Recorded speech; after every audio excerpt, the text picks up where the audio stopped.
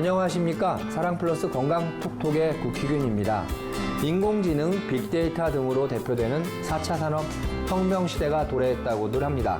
첨단 기술이 발달하기 때문에 모든 질병이 마치 극복될 것 같이 생각하고 있는데요. 기술이 발전하는 만큼 질병의 원인 또한 복잡해지기 때문에 아픈 부위만 치료하는 것으로는 부족합니다.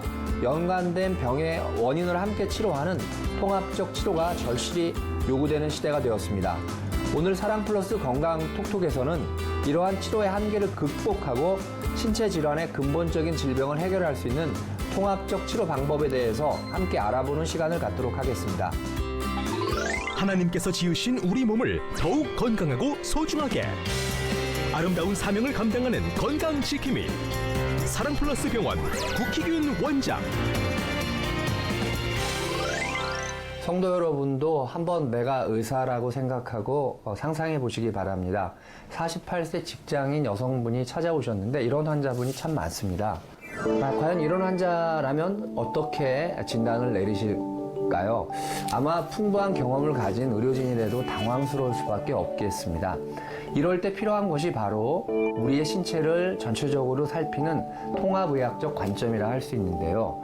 호소하는 증상과 질환이 다양한 만큼 각 질환의 문제를 따로따로 떼서 생각해서 치료하는 것이 아니라 전체적으로 하나님이 만드신 우리의 몸은 서로 연관이 되어 있기 때문에 여러 각도에서 연관성 있게 생각하고 치료해서 근본적인 치료가 가능해지는 것이 바로 통합의학이라고 합니다. 통합의학이라고 하는 것은 다들 좀 생소하신 분도 있겠지만 기존에 우리가 현대의학, 그러니까 임상의학, 그리고 기초의학들이 있죠. 이거 학교 다닐 때 공부하는 것들, 그 다음에 무슨 자연과학, 심리학, 보건학, 흔히 들어본 것들이 현대의학이라 그래서 서양의 영향을 받은 의학들이죠.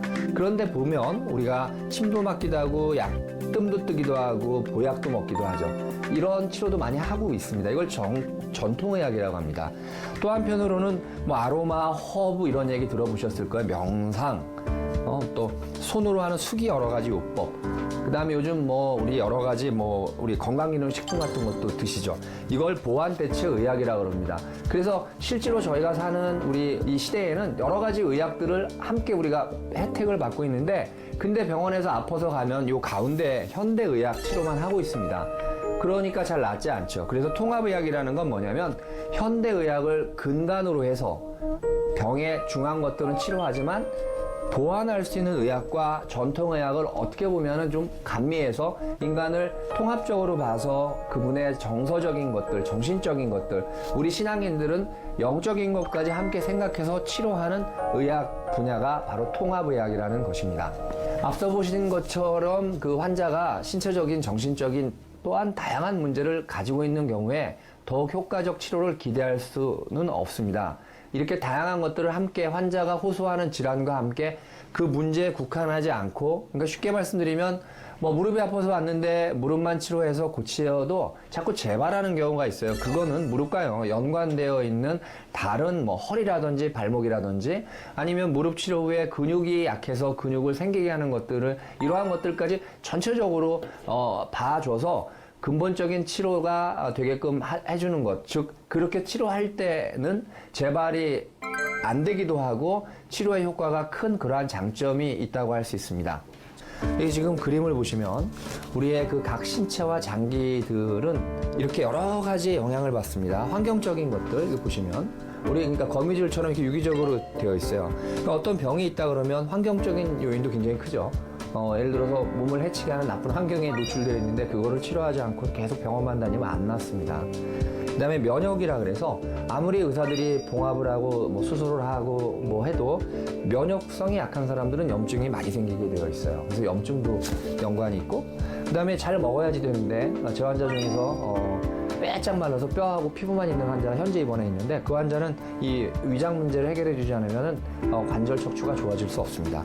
또 문제가 있는 신체 구조나 이런 건 당연히 해결해 줘야 되겠죠. 그 다음에 정신적으로 굉장히 잠 못 자고 불안해하고 우려하는 사람들은 염증도 잘 가시지 않고 좋아지지 않아요. 호르몬의 문제, 예를 들어서 갱년기 여성들, 또 갱년기 이후에 노년기 여성들이라든지 또 여러 가지 신경 전달 물질에 뇌에 문제가 있는 경우, 또 활성산소라 해서 몸에 스트레스가 굉장히 많으면 몸에 독소가 많은데 그걸 활성산소라 그럽니다. 그리고 화가 많이 나는 사람들은 몸에 독소가 또 많다 그래요. 우리가 화병이라고도 하는데 그런 것들 등 여러 가지의 우리 신체라는 거는 이렇게 거미줄처럼 서로 연관되어 있는 것들이 많습니다. 즉 좀 정리를 해보면 외상에 의해서 다치는 경우를 제외하고 신체가 여러 부분의 통증과 불편감을 함께 호소하는 경우가 많다는 거죠. 근데 우리는 마치 자동차나 기계처럼 몸의 한 부분을 고치면 전체가 좋아진다는 그러한 착각 가운데 있는 환자들이 많이 계십니다. 그래서 내가 뭐 무릎을 고쳤는데 왜 내 몸이 안 낫습니까? 이렇게 거꾸로 저한테 물어오는 분들이 많은데 그렇지 않다는 거죠. 그래서 또한 아픈 관절이나 여러 가지 신체 부위를 치료했는데 원래의 기능이 회복될 때까지는 아까 말한 여러 가지 환경적인 거, 정신적인 거, 개인의 신체적인 체질 다 이런 것들에 따라서 재활기간이라는 게 다를 수도 있고 또 재활기간이 짧고 길어질 수도 있습니다. 그리고 개인의 차이는 있지만 통증의 원인에도 여러 가지 아까 차이가 있다 그랬는데 회복에도 차이가 있고 또 자기가 처한 환경에 따라 예를 들어서 관절이 안 좋은 사람이 가락시장에 가서 매일 쭈그리고 앉는 어떤 나쁜 생활 습관이 있는데 그런 것들을 개선하지 않는다 그러면 좋아질 수 없다는 것이죠. 이렇게 여러 가지 것들을 함께 생각을 해서 환자를 치료하는 것이 통합의학적 치료라고 할 수 있습니다. 그래서 이제 제가 오랫동안 통합의학적 관점으로 제가 이제 전공은 정형외과고 관절이지만 이렇게 치료했던 것들을 좀 정리해봤습니다. 그래서 병증의 근본적인 것을 해결하기 위해서 통합의학적으로 어떻게 치료하는지를 정리를 해봤습니다. 첫 번째, 저는 이제 관절을 주로 보니까 관절 척추를 치료를 합니다. 이게 불편하기 때문에. 그래서 함께 치료를 하죠. 두 번째, 재활을 굉장히 중요시 여깁니다.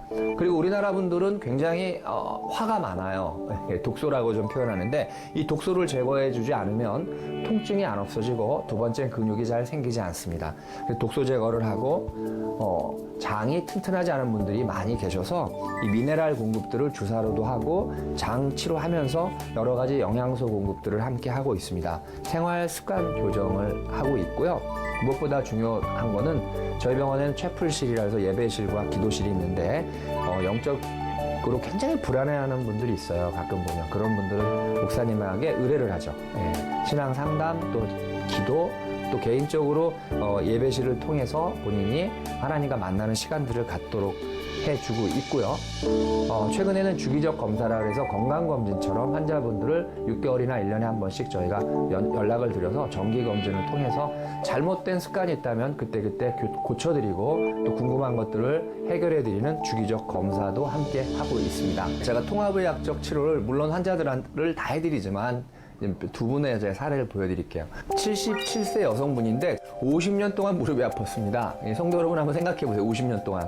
근데 실제로 보면 그것이 무릎의 문제가 만약에 아니었기 때문에 50년 동안 치료해도 안 낫는 거죠. 5년 전부터는 드디어는 무릎뿐 아니라 엉치라 그러는데 엉덩이도 많이 아파서 동네 병원을 5년 동안 다니면서 주사를 맞고 물리치료를 하고 뭐 이랬는데 약도 먹어도 안 나서 아는 분 소개로 보면에 내원했어요. 이게 오실 때 보니까 심한 기침과 또 걷지 못하니까 이렇게 지팡이를 짚고 오셨던 77세 분인데 천천히 봤더니 우선 체형이 많이 틀어지셨는데 무릎이 사진에 나오는 것처럼 아주 많이 나쁘진 않습니다. 관절염이 3기에서 4기이기 때문에 아마 병원에 갔더니 약만 드렸던 것 같은데 다리가 휘어져 있어서 저건 약만으로 낫지 않아서 제가 그 휘어진 부분에다 이렇게 조그맣게 넣어서 수술하는 부분 인공관절 수술을 해드렸고요.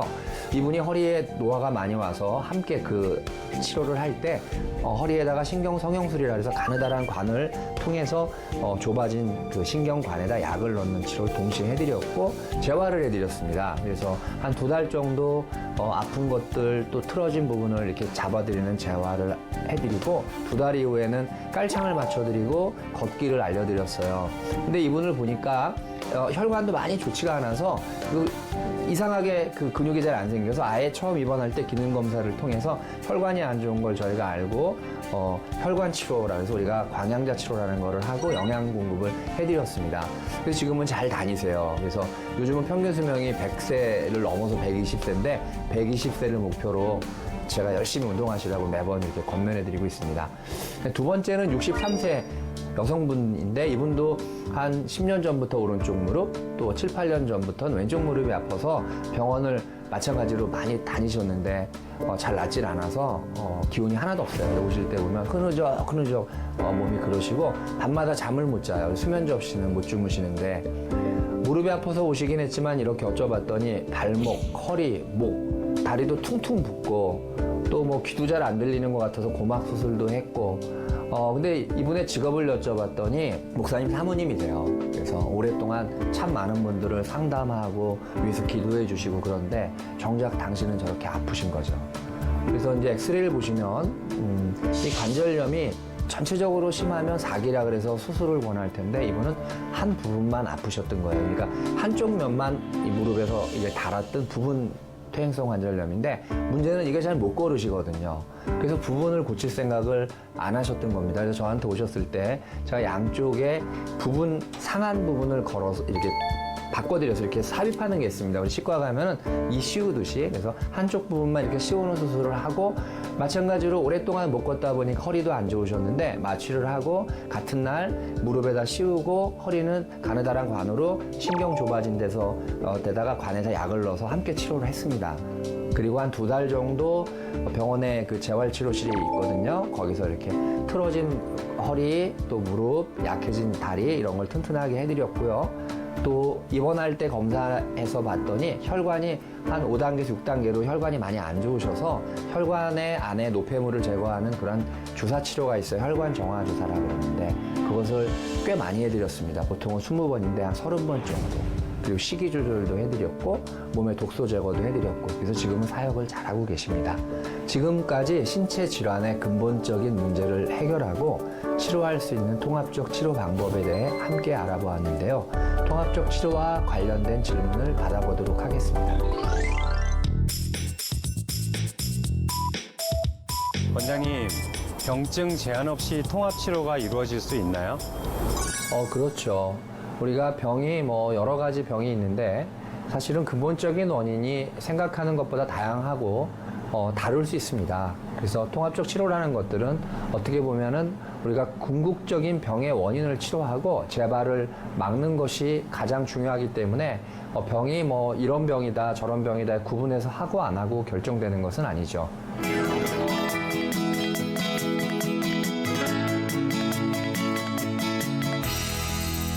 원장님, 허리와 무릎 통증이 함께 있을 때 어떤 치료부터 해야 하나요? 주된 원인이 무엇인가를 주치의 선생님이 찾거든요. 그러니까 잘 걸을 수 있게 하는 것이 무릎 먼저냐 허리 먼저냐를 고려해서 만약에 허리에 우리가 문제가 있어서 못 걸을 수가 있습니다. 그럼 허리부터 하시는 거고 정말 무릎이 너무 아파서 무릎 때문에 못 걷는다 그러면 무릎을 치료를 먼저 하고 아니면은 같이 치료를 하거나 그렇게 우리가 치료 방향을 정하고 있습니다.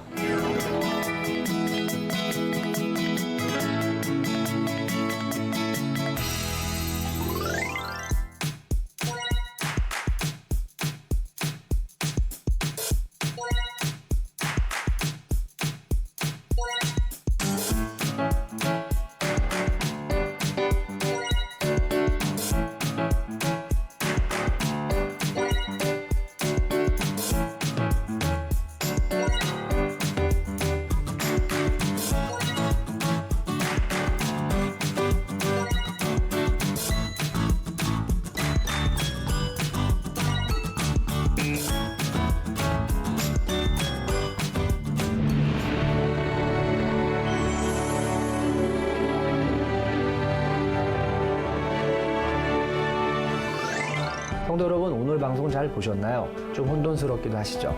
우리 신체의 기관들은 그 모습도 역할도 굉장히 다릅니다. 때문에 신체의 기관들이 제 기능을 해서 조화롭게 상호 연결이 되어야 건강한 몸을 이룰 수 있죠.